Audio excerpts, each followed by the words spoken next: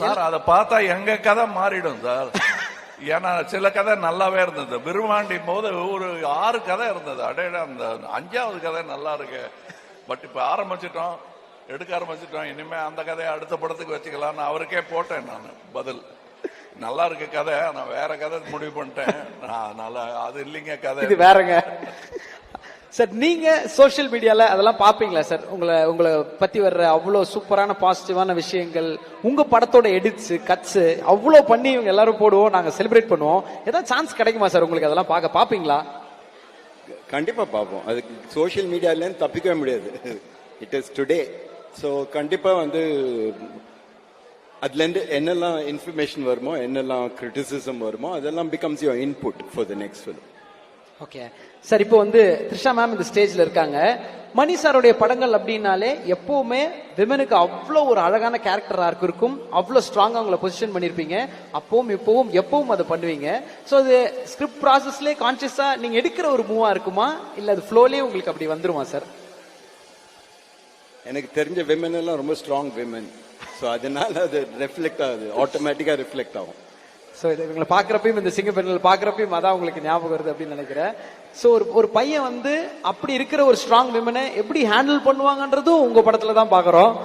அது நாங்கள் ஒவ்வொரு தடவையும் பார்க்குறப்பச்சா இப்படிலாம் இருக்கணும்ல அப்படின்ற ஒரு டீச்சிங் இருக்கும், லேர்னிங்கும் இருக்கும். நீங்க ஏதாவது ஒரு சீன் உங்களுடைய படத்தோட சீனே திரும்பி பார்க்குறப்போ நல்லா இருக்குல்ல இது அப்படி நீங்களே உங்களை ஒரு பேட் ஆன் த பேக் அந்த மாதிரி ஃபீல் பண்ணிருக்கீங்களா சார்?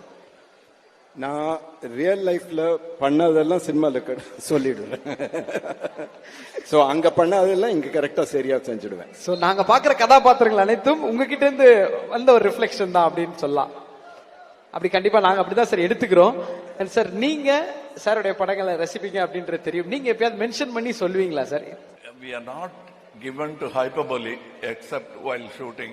இந்த மாதிரி மேடை எல்லாம் வரும்போது சொல்லி காட்டணும்ல, நீங்களும் சொல்லாம இருந்துட்டீங்கன்னா அப்படிங்கிறதுக்காக சொல்லு காட்டுவேன். தவிர செட்ல நாங்க 2 பேரும் அப்படின்ட்டா ஓகே, நல்லா இருந்ததுன்னு அர்த்தம். எது நல்லா இருந்தது, இது நல்லா இருந்ததா, அது நல்லா இருந்ததா, ஹேர் நல்லா இருந்ததா, இதெல்லாம் கேட்டுட்டு இருக்க முடியாது.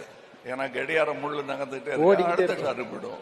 இப்ப இது முடிஞ்சதான் அடுத்த படத்துக்கு போயிடும். Super sir. எல்லார பத்தியும் கேட்டோம், த்ரிஷா மேம் பத்தி உங்ககிட்ட கேட்கணும். ஏன்னா ஆயுத எழுத்துல பார்த்தோம், பிஎஸ்ல பார்த்தோம், கொண்டாடணும். எந்த மேடை அவங்க ஏறினாலும் உயிர் உங்களுடைய தேவின்னு நாங்க சொல்லிக்கிட்டு இருக்கோம். இப்போ இந்த தக்லீஃப்ல பாத்துட்டு இருக்கோம். நீங்க அவங்களுடைய படைப்புகளுக்கு அவ்வளோ ரசிச்சு நிறைய படங்கள்ல பிளேஸ் பண்ணிருக்கீங்க. ஒரு சில வார்த்தைகள் about body of work sir நீங்க சொல்லணும்னு ஆசை. த்ரிஷா கூட நான் 4th ஃபிலிம் பண்றது.